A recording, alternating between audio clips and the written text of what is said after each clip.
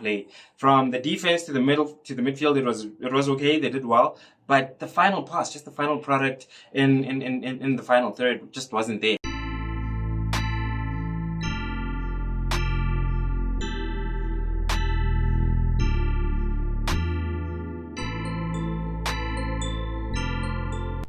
Hello everyone and welcome to today's episode of The Corner Flag, and you are here with your favorite host once again, Shane, and we are shooting our episode from Eyes Low Studios. So if you are in Pretoria, you know who can hook you up with everything that you need. And in today's episode, we are definitely following up on our second leg of our Banyana our Banyana versus Tanzania game. Of course, this is for the qualifiers that are happening out in Paris, so we're definitely excited for that. And yeah, let's get into the match, guys. Let's get into the match. Let's not waste any more time. Great match from the girls, I would say, because of the result. But if you're looking at the performance, it was okay. It wasn't really like the best that they could offer.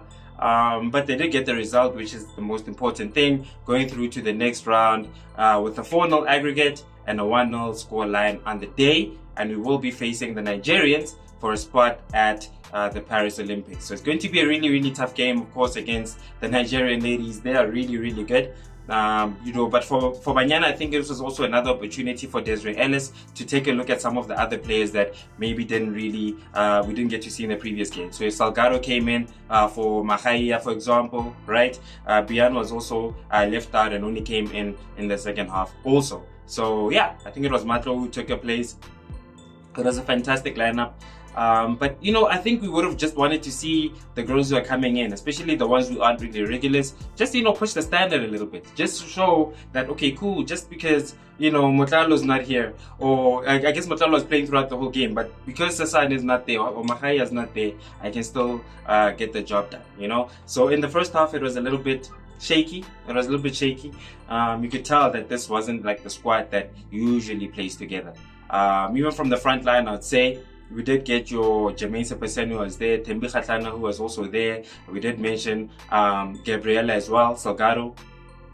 But yeah, in the first half, I wouldn't necessarily say they got too many opportunities. It was really unfortunate. I would say that, especially with Jermaine as well, they played well as individuals. So as individually, when they got the ball, they did some really amazing things with it, but they didn't really do well in terms of like combination play.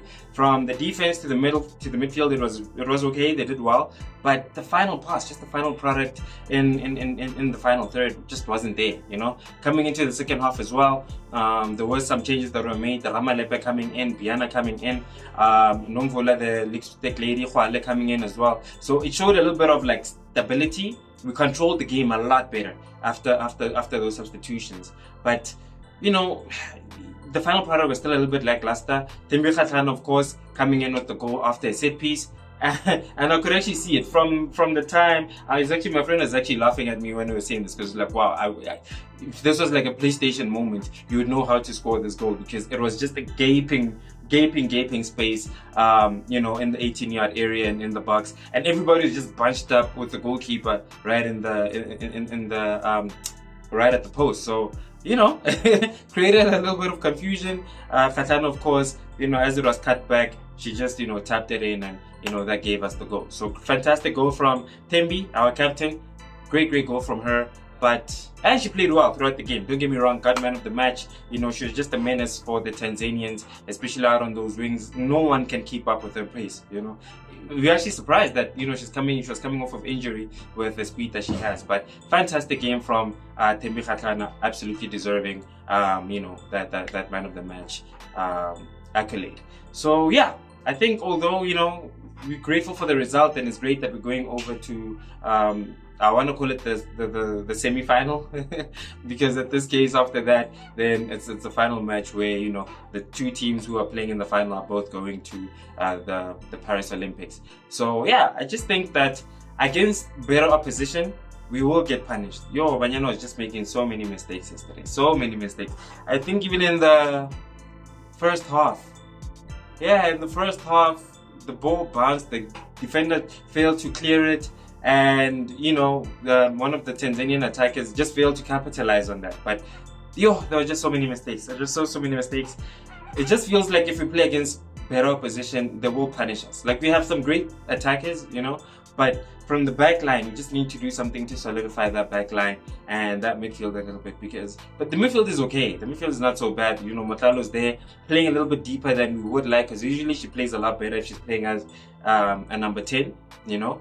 But yeah, she's playing in the heart of midfield, and her turns are amazing. She can definitely dictate the play, pick out a pass, you know, but it would be nicer to have a little bit closer to where the strikers would be, just to get the best out of her creativity.